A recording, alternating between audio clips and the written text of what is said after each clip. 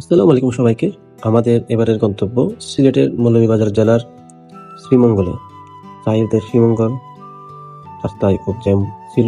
ঢাকা থেকে সিলেটগামী যে রাস্তা সেটার কাজ চলছিল, এই জন্য আমরা ভয়াবহ জ্যামের শিকার হয়েছিলাম। খুব সময় ক্ষেপণ হয়েছে আমাদের। যাই হোক, প্রায় ঘন্টাখানেক দেরি হলেও আমরা শ্রীমঙ্গল পৌঁছে প্রথমে চলে যাই পানসি রেস্টুরেন্ট। সকালে কিছু খাওয়া হয় নাই, খুব খিদা ছিল। তো পানসি রেস্টুরেন্টে আমরা সকালের খাবারটা সেরে নিলাম। সকালের খাবার শেষে আমরা চলে যাচ্ছি আমাদের রিসোর্টের উদ্দেশ্যে। তো আমরা জাহিদ ভাইকে পেয়েছিলাম, সিএনজি ড্রাইভার, উনি ট্যুর গাইড হিসেবে খুব ভালো। তো আমরা ওনাকে নিয়েই ফায়ার্স ওড রিসোর্ট, যেটা আগে থেকে বুকিং দেওয়া ছিল, এটা এখানে মোশাররফ করিম সাহেবের রিসোর্ট হিসেবে পরিচিত, ওই রিসোর্টের দিকে যাত্রা শুরু করলাম।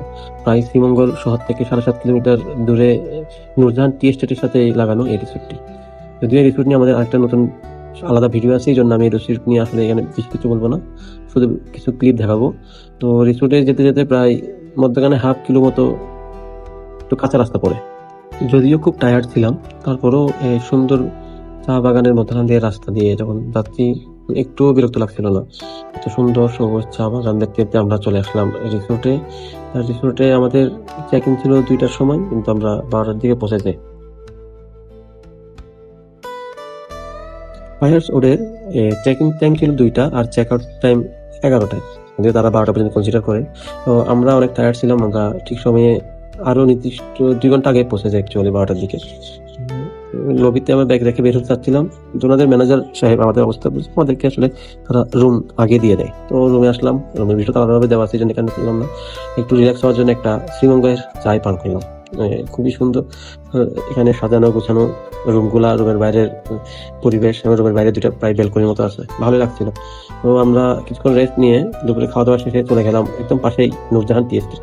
নূরজাহান টি এস্টেটের সাথে আমাদের এই রিসোর্টের দূরত্ব 50 মিটারের মতো হবে।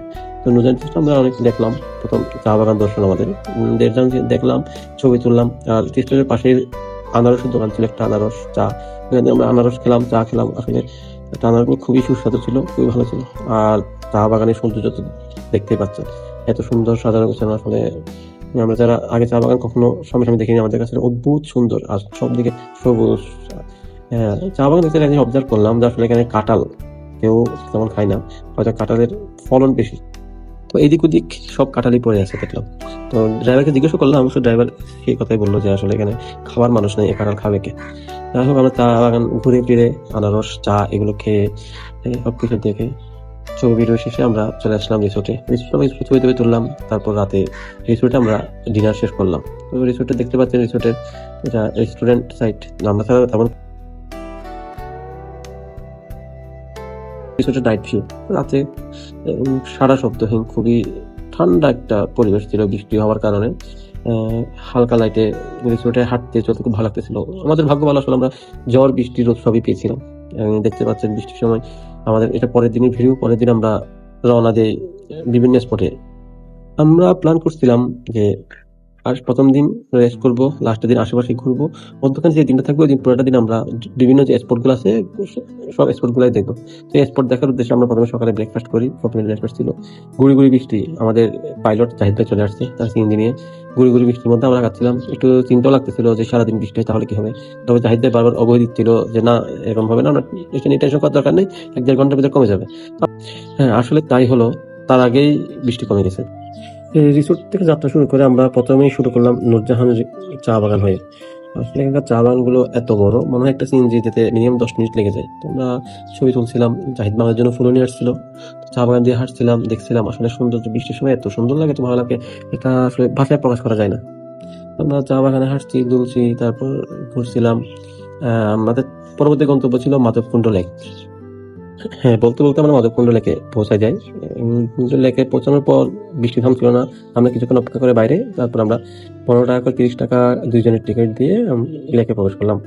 লেকে বৃষ্টির আসলে ওয়েদারের কারণে তেমন কিছু বোঝাচ্ছিল না। এটা হচ্ছে আই লাভ কমলগঞ্জ, কিন্তু কমলের মধ্যে এটা মিসিং। এখানে আমরা বৃষ্টির সময় খুব সাবধানেই পাহাড়ের উপরে উঠলাম। কারণ যারা লোকাল গাইড আছে তারা বারবার বলতেছিল আসলে যদি উপরে উঠি তাহলে সুন্দর ভিউ পাওয়া যাবে। আমরাও শেয়ার করে উঠলাম, ওনাদের কাছ থেকে ক্যাপ ধার নিলাম, যে আমার ওয়াইফ এবং আমি, আমরা দুজনই ক্যাপ পরিধান করে একটু ছবি টবি তুললাম। ভালোই লাগতেছিল আসলে সাথে আমাদের ড্রেসের সাথে ক্যাপটা। আমাদের এই টুপিগুলো আসলে আমাদের সাথে খুব ভালোভাবে মানাচ্ছিল, আমাদের ড্রেসের সাথে আমাদের খুব সুন্দর লাগছিল, আমরাও উপভোগ করছিলাম। আমরা কিছু পাঠাচ্ছিলাম, একটু মজা করলাম দুজন মিলে। আশেপাশে পরিবেশ দেখতেছিলাম। ছবি ভিডিও করলাম, কিছুক্ষণ আড্ডাও দিলাম। কিন্তু যেহেতু পরবর্তী গন্তব্যে যেতে হবে, আমরা একটু তাড়াহুড়ো ছিল, তো নিচে নেমে আমরা কিছুক্ষণ লেকের ধারে বসলাম, দেখলাম কি অবস্থা। আপনার যদি একটু মেঘের কারণে ভালো দেখা যাচ্ছিল না, আমরা চেষ্টা করছিলাম। তার একটু পরে আমরা আবার সিএনজি নিয়ে রওনা দিই। রওনা দিয়ে সামনে একটা মাদনকুণ্ডের পাশেই একটা সুন্দর চা বাগানে আমরা দাঁড়াই। তখন একটু রোদ শুরু হচ্ছিল, তো চা বাগানটা দেখতে খুব ভালো লাগতেছিল। আমাদের যে সিএনজি ড্রাইভার ছিল জাহিদ ভাই, উনি ভালো ছবি ভিডিও করে, তো উনি বলতেছিল আপনার এখানে এভাবে দাঁড়ান, আমি ছবি তুলে ভিডিও করে দিই। এরপর আজকে ধরতে গেলে সারাদিনই সব ছবি ভিডিও ওনার হাতে তোলা। খুবই সুন্দর উনি কাজ করে, আসলে উনি খুবই আন্তরিক। তো ওনার ব্যবহারে আমরা খুশি। তার আমরাও চা বাগানের উপভোগ করছিলাম, যেহেতু আমরাও নতুন, আমরা তো চা বাগান তেমন চিনি না। এখন যদি উনি একটু আমাদেরকে গাইড করতেন, আমাদের জন্য তো সুবিধা হয়, আর উনি খুব ফ্রেন্ডলি। তো আমরা এই চা বাগান ঘুরে শেষে আমরা রওনা দিলাম লামাছড়া জাতীয় উদ্যানের উদ্দেশ্যে। তো লামাছড়া জাতীয় উদ্যানে রওনা দিতেই আমাদের বড় বড় উদ্যানের যে গাছগুলা যে দেখা যাচ্ছিল রাস্তার দুপাশে। তো জাহিদ ভাই কাছে করতেছিল আমরা উদ্যানে না ঢুকে উদ্যানের সামনে একটা রেল লাইন আছে, যেন আমরা ওইখানে যাই, ওইখানে হলে ভালোভাবে চলতে পারবো। আসলে উদ্যানের ভিতরে তেমন আনকমন কিছু নাই, আমিও আসলে ভুল করছিলাম। কোনো কথা চিন্তা করতেছিলাম, হ্যাঁ আমরা এর আগে থেমে একটু এখানে দুজন একটু হাঁটাচলা করি, একটু ছবি ভিডিও করি। যদিও জিনিসটা রিস্কি, আপনাদের অনুরোধ করবো এটা ট্রাই না করার জন্য। আর এরপর আমরা পাশে রেল লাইন ছিল, রাস্তার ধারে, ওই রেল লাইনে আমরা একটু মজা করছিলাম। তবে আমরা একটা ভয়াবহ দুর্ঘটনার সম্মুখীন হয়ে যেতে চাচ্ছিলাম আসলে।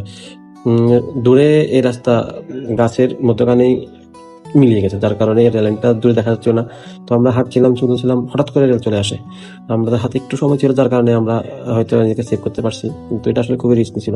দেখেন আমাদের পাশ দিয়ে কিন্তু রেল যাওয়া শুরু করছে, এটা খুবই রিস্কি ছিল আমাদের জন্য। দেখছিলাম আমরা লামাছড়া উদ্যানের এই যে রাস্তায় রাস্তায় আমরা একটু ছবি তুলছিলাম, ভিডিও করছিলাম। তো আমাদের ড্রাইভার জাহিদ ভাই সেটা বলতেছিল যে আমরা একটা দুর্ঘটনার সম্মুখীন হতে পারতাম, তবে আল্লাহ তাআলা আমাদেরকে সেভ করছে, এটাই বলছিল। কারণ লামাছড়া উদ্যানের গেটে গেলাম, তাও গেটে গিয়ে আমরা ছবি তুললাম, নিজের একটু ভিডিও টিডিও করলাম, কিন্তু আমরা ভিতরে ঢুকিনি। আসলে আমাদের তো সময় ছিল, আর হচ্ছে ভিতরে যেহেতু সব সেম, তো আমরা এটা স্কিপ করে সামনের দিকে এগিয়ে যাই। তো লামাছড়া উদ্যান থেকে আমরা চলে যাই ভাইরাল রোডে। চা বোর্ড এবং ভাইরাল রোড সব একই রোডেই আছে। তো আমরা ভাইরাল রোডে গিয়ে একটু নিজেরা হাঁটি, একটু ছবি ভিডিও করি এবং সৌন্দর্য উপভোগ করি, ভালোই লাগতেছিল আসলে। এবং ভাইরাল রোড থেকে আমরা চলে যাই বৌদ্ধভূমিতে। বৌদ্ধভূমি 71, এখানে আসলে এটা ইতিহাসের একটা অংশ। এখানে আসলে ঘোরাঘুরি এটা আমাদের কাছে বিশেষ ফ্যাক্টর না, জাস্ট দেখে একটু সম্মান প্রদর্শন করে, এটাই। এই বৌদ্ধভূমিতে ঘুরে মনে হলো পর্যটন প্লেস গুলাতে এরকম বৌদ্ধভূমি বা যে ঐতিহাসিক জিনিসপত্রগুলো আছে এগুলো একটু আরো যত্নশীল হওয়া দরকার। পর্যটকরা যখন এসব জায়গায় স্পটে ঘুরতে আসে, সামহাও এই জায়গাগুলোর ডিগনিটি কিছু কিছু ব্যাঘাত ঘটে। তো আমরা এটা শেষে গেলাম রাবার বাগান, যদি রাবার বাগান আমরা নামিনি। এরপর আমরা গেলাম আদি নীলকণ্ঠ। কিছুক্ষণ পরে আদি নীলকণ্ঠ চা বাগান, চা দোকান, এখানে 7 রঙের চা পাওয়া যায়। তো টু বি অনেস্ট, আমি সবাইকে সাজেস্ট করবো আপনার 7 রঙের চা 2-3টা নিবেন না, মানে একটাই নিবেন। ওইটাই ছবি তুলবেন বা যাই করবেন, অন্য চা খাবেন, লাল চা বা দুধ চা, এটা খাওয়া সম্পূর্ণ লস আমার মতে। জিনিসটার স্বাদ আসলেই জঘন্য। আমরাও দুইটা ট্রাই করি, খুব এক্সপিরিয়েন্স খারাপ আমাদের। তারপর আবার আমরা দুধ চা এবং লাল চা শেষ করে আমরা যাই হচ্ছে চা বোর্ডের অফিসে। এখানে কর্মকর্তা যারা আছে, যেমন তাদের মধ্যে কেউ কেউ আবার চা বিক্রি করছে। এখান থেকে আমরা গ্রিন টি নেই, গ্রিন টিটা খুব একটা ভালো ছিল না, তারপর সরকারি প্রতিষ্ঠান তাই নেই। এবং এটা শেষে আমরা চলে যাই হচ্ছে আবার ভাইরাল রোডে। আমরা এখানেও কিছুক্ষণ ছবি ভিডিও করি, নিজেদের একটু সময় কাটাই একান্ত নিজেরা। আদি নীলকণ্ঠের চা শেষে আমরা ওই যে শপিং মল ছিল, এখানে মণিপুরি বিভিন্ন জিনিসপত্র পাওয়া যাচ্ছিল, জিনিসগুলো দেখি। হয়তো আমরাও পর্যটন স্পটের মানুষ হওয়ার কারণে আমাদের খুব বেশি আহামরি লাগেনি। অনেকে চাইলে এখান থেকে শাড়ি, ব্যাগ এগুলো কিনতে পারে, যা আমরা কিনি। এরপর আমরা চলে আসি রিসোর্টে, যেহেতু আমাদের রিসোর্টে অনেক কিছুই আমাদের ছবি তোলা বাকি ছিল, একটু দেখা বাকি ছিল। সন্ধ্যার আগে আমরা রিসোর্টে পৌঁছানোর পরে যে সুন্দর একটা ব্রিজ ছিল রিসোর্টের, ওখানে আমরা ছবি তুলি এবং আমাদের বিভিন্ন জায়গাগুলো দেখি। সন্ধ্যা শেষ হয়, শুরু হয় রাতের আয়োজন। আমরাও খুব নিজেদের মধ্যে একটা কোয়ালিটি টাইম এক্সপ্লেন করি, নিজের আড্ডা দেই, বাইরে চা খেয়ে সময় পার করি। এরপর রিসোর্টে রাতের খাবারটা খেয়ে নিই। রাতের খাবার খেয়ে আমরা রিসোর্টে কিছুক্ষণ ঘোরাঘুরি করি। তারপর আমরা পরের দিন চলে আসি। পরের দিন সকালে যখন ঘুম থেকে উঠলাম, ধীরে ধীরে বৃষ্টি হচ্ছে। আজকে আমাদের চেক আউটের পালা। আজকে আমরা 1টার দিকে আমাদের বাস ছিল ঢাকার, আমরা রওনা দিব। তার আগে ভাবলাম একটু রিসোর্টে ভিডিও করি, রিসোর্টের অন্যান্য রুমগুলো দেখি। এবং রিসোর্টে আমাদের রুমের নাম ছিল কুডেগর 1, আর আমাদের সাথে ছিল কুডেগর 2। আর এছাড়া রিসোর্টে আরো কয়েকটা রুম ছিল, চন্দ্রস্নান 1, চন্দ্রস্নান 2, যেগুলো পাহাড় বেয়ে উঠতে হয়। আমরা সকালে নাস্তা শেষে এই রিসোর্টের এই রুমগুলো একটু দেখে নিই, যেহেতু আমাদের একটু ভিডিও তৈরি করার প্ল্যান, একটু ব্লগ তৈরি করার প্ল্যান। ভাবলাম তাদের এই ভালো জিনিসগুলো প্রমোট করি। তাদের রেস্টুরেন্ট এটাও সুন্দর, আসলে খুবই গোছানো, পরিষ্কার, 2 তলায়। আশেপাশে বাইরের ভিউ দেখে খেতে খুবই ভালো লাগে। সব দিকে ওদের স্থাপনা, আর অন্যদিকে পাহাড়, চা বাগান, নূরজাহান টি এস্টেটের চা বাগানটা দেখা যায়, ভালোই লাগে। অদ্ভুত একটা সুন্দর শান্ত পরিবেশ। আমাদের রুমের সাথে কমপ্লিমেন্টারি ব্রেকফাস্ট ছিল। তারা কমপ্লিমেন্টারি ব্রেকফাস্টে প্রথম দিন খিচুড়ি, ডিম, আচার দিয়েছিল। আমি ম্যানেজারকে সার্চ করছিলাম যে রুম রেন্ট, তাদের সেই রুম রেন্টের সাথে অ্যাকচুয়ালি এটুক খাবার আসলে যায় না।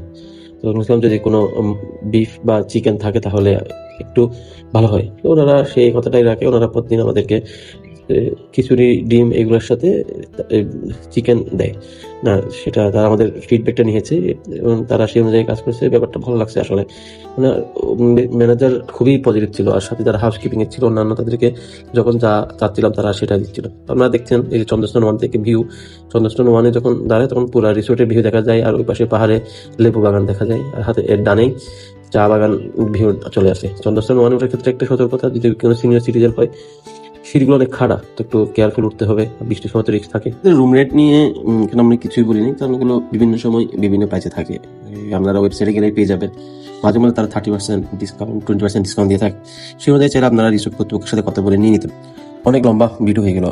এত সুন্দর 2টা দিন যে আমরা এখানে পার করলাম, খুবই উপভোগ্য ছিল। এখন আমাদের যাওয়ার পালা। বিলাস পরিবহনের টিকিট করা ছিল, তো গাড়ি আসলো, গাড়িতে উঠলাম। আবার চা বাগান দেখতে দেখতে আমরা শ্রীমঙ্গল ক্রস করে যাচ্ছি। এই ব্লগ এখানেই সমাপ্ত। সবাই দোয়া করবেন আমাদের জন্য, আপনারা ভালো থাকবেন। শ্রীমঙ্গল ঘুরে আসবেন। শ্রীমঙ্গলে আত্মীয়তা অবশ্যই নেওয়া উচিত। শ্রীমঙ্গলের মানুষ যথেষ্ট সৎ, ভদ্র, ব্যাপারটা ভালো লাগছে। জাস্ট আমরা আমাদের কিছু ভিডিও ক্লিপ শেয়ার করলাম। আমাদের যে ভালো ভালো স্টোরিগুলো আছে, আশা করি আপনাদের দেখতে ভালো লাগবে। সবাই ভালো থাকবেন। আল্লাহ হাফেজ, টাটা।